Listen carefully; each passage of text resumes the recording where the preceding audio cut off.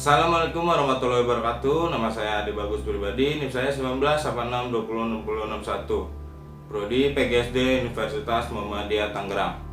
Dan sini saya akan membacakan atau menceritakan dongeng tentang cerita rakyat Danau Toba, yang dimana cerita rakyat ini diambil dari daerah Sumatera Utara. Dan Danau Toba tersebut sangat terkenal di Indonesia.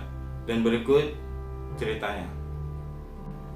Alkisah, pada zaman dahulu hiduplah seorang remaja yang bernama Toba.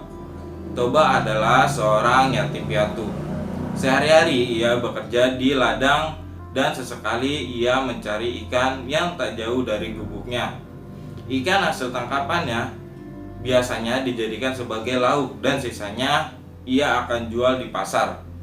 Pada suatu hari, Toba memancing sepulang dari ladang. Ia sangat berharap mendapatkan ikan yang besar yang bisa segeranya dimasaknya untuk dijadikan lauk.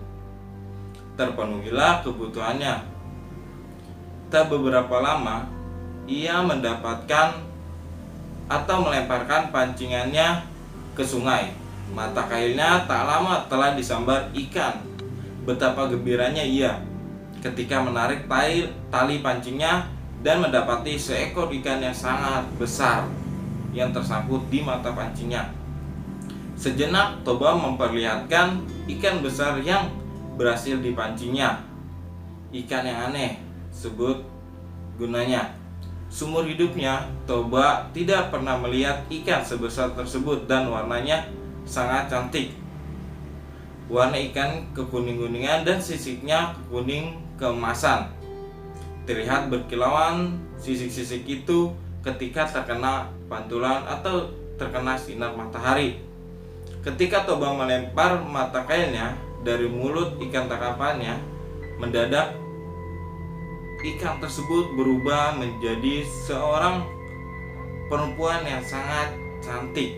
Ikan aneh bersisik kuning keemasan itu berubah menjadi wanita yang sangat cantik. Toba terheran-heran melihatnya.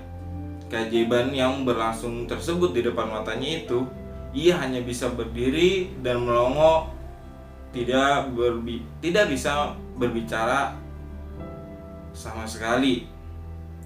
"Tuan," kata perempuan jelmaan ikan tersebut, "aku adalah kutukan dewa karena telah melanggar larangannya tersebut.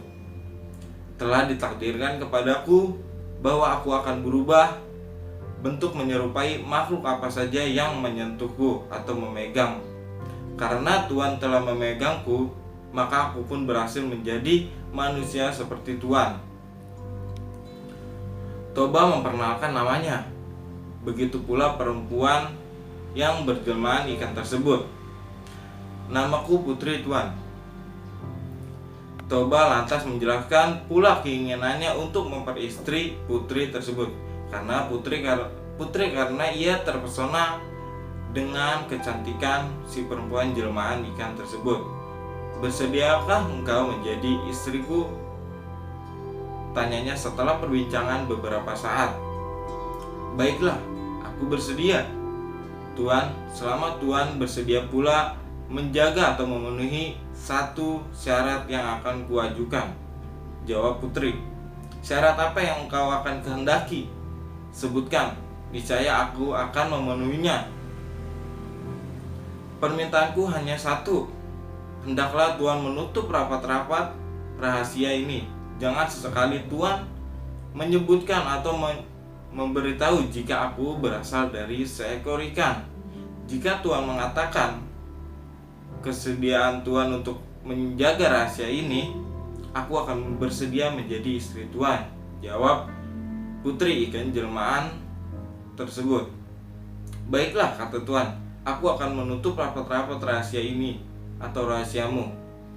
Rahasia ini hanya kita ketahui berdua saja." Toba dan putri pun menikah, dan akhirnya Toba dan putri pun menikah. Keduanya hidup rukun dan berbahagia walaupun hidupnya sangat dalam kesederhanaan.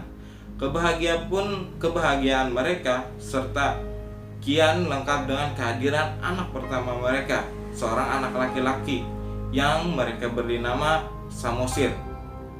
Samosir tumbuh menjadi anak yang sehat, tubuhnya kuat. Sayang, dia agak nakal serta pemalas. Keinginannya hanya tidur dan bermalas-malasan saja. Ia seperti tidak peduli atau tidak ingin membantu atau memenuhi kerepotan ayahnya yang sibuk kerja di ladang.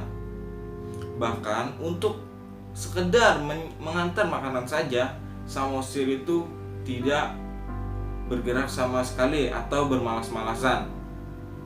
Samosir kerap menolak jika diminta. Seandainya mau, dia akan melakukannya dengan malas-malasan, dengan wajah yang sangat terpaksa. Samosir kerap menolaknya jika diminta. Seandainya mau, dia akan melakukannya dengan wajah yang bersungut-sungut atau terpaksa. Tambah malas kelakuannya akibat ibunya terus-menerus memanjakannya. Apapun yang dimintanya akan diusahakan ibunya untuk dipenuhi. Samosir sangat kuat makannya. Jatah makanan sehari-hari untuk satu keluarganya tersebut bisa dihabiskan ia dalam satu makanan saja. Toba merasa harus lebih bekerja keras untuk memenuhi kebutuhan makan anak laki-lakinya yang luar biasa tersebut. Pada suatu hari, Samosir diminta ibunya untuk mengantarkan makanan dan minuman untuk ayahnya. Samosir yang tengah bermalas-malasan semula enggan untuk menjalankan perintah ibunya ini. Namun, setelah ibunya terus memaksa, akhirnya dia bersedia melakukannya meski dengan wajah yang bersungut-sungut atau wajah yang sangat terpaksa. Samosir membawa makanan dan minuman itu menuju ke ladang. Di tengah perjalanan, Samosir merasa lapar. Dihentikannya langkahnya menuju kebun. Ia lantas memakan makanan yang seharusnya ia antarkan ke ayahnya yang ada di ladang tersebut. Diperuntukkan bagi ayahnya itu. Tidak dihabiskannya semua makanan itu, melainkan disisakan sedikit dengan makanan dan minuman. Yang tersisa sedikit itu, Samosir melanjutkan perjalanan menuju ladang. Setibanya di ladang, Samosir memberikan makanan dan minuman tersebut itu untuk ayahnya. Toba telah sangat merasa lapar karena bekerja keras sejak pagi, langsung membuka bekal untuk memakannya. Terperanjat di saat melihat makanan untuknya tinggal sedikit. "Mengapa jatah makanan dan minuman tinggal sedikit?" tanya dengan raut wajah kesal Toba. Dengan wajah polos seolah tidak melakukan kesalahan, Samosir menjawab, "Tadi di jalan aku sangat lapar, ayah. Oleh karenanya jatah makanan dan minuman ayah itu telah kumakan sebagiannya, tapi tidak semua kuhabiskan. Bukan? Masih tersedia sedikit makanan dan minuman untuk ayah," jawab Samosir. Anak tidak tahu diuntung, maki Toba kepada anaknya. Kemarahan seketika meninggi serta tidak bisa dia menahan dan bersabar. Umpatannya pun seketika itu meluncur. "Dasar anak keturunan ikan engkau ini," sebut jawab Toba dengan muka yang sangat kesal dan marah. Samosir sangat terkejut dengan mendengar umpatan ayahnya.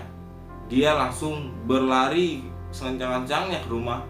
Pada saat bertemu ibunya, Samosir langsung menceritakan umpatan dan cacian ayahnya yang menyebutkan dirinya adalah keturunan ikan. Mendengar pengaduan anaknya itu, Samosir menjadi sangat bersedih. Tak disangka pada saat bertemu ibunya, Samosir sangat menceritakan semuanya kejadian yang ia alami di ladang tersebut. Mendengar pengaduan anaknya, ibu Samosir menjadi sangat bersedih. Tidak disangka suaminya melanggar sumpah untuk tidak menyebutkan berasal dari ikan. Sekejap keduanya menghilang. Keajaiban pun terjadi di berkat pijatan kaki Samutir, dan ibunya menyebur air yang sangat deras dari dalam tanah. Air laksana disemburkan keluar seolah tiada henti. Semakin lama tidak semakin berkurang semburan air itu, melainkan semakin besar adanya. Dalam waktu cepat permukaan tanah itu pun tergenang. Permukaan air terus meninggi dan tak berapa lama kemudian lembah tempat tinggal Toba ia tergenang air. Terbentuklah kemudian sebuah danau yang sangat luas di tempat itu. Penduduk kemudian menamakan danau itu Danau Toba. Adapun pulau kecil yang berada di tengah-tengah Danau Toba itu disebut Pulau Samosir, untuk mengingatkan kepada anak laki-laki Toba tersebut. Dan sekian cerita atau dongeng yang saya ceritakan tersebut soal cerita rakyat Danau Toba yang berasal dari Sumatera Utara. Dan di sini bisa ada beberapa hal atau kesempatan yang bisa kita ambil makna dan hal-hal positifnya saja. Dan pesan moral untuk cerita rakyat dari Sumatera Utara ini, legenda asal muasal Danau Toba adalah: janganlah melanggar sumpah yang pernah diungkapkan, karena buruk akibatnya di kemudian hari. Sekian video atau cerita singkat dari penjelasan dongeng cerita rakyat Sumatera Utara tentang asal mula Danau Toba tersebut. Apabila ada kesalahan kata atau ada kata-kata yang di luar dugaan atau kata-kata yang tidak pantas untuk saya sebutkan, mohon maaf. Saya meminta maaf yang sebesar-besarnya. Saya hanya menceritakan dongengnya saja tersebut,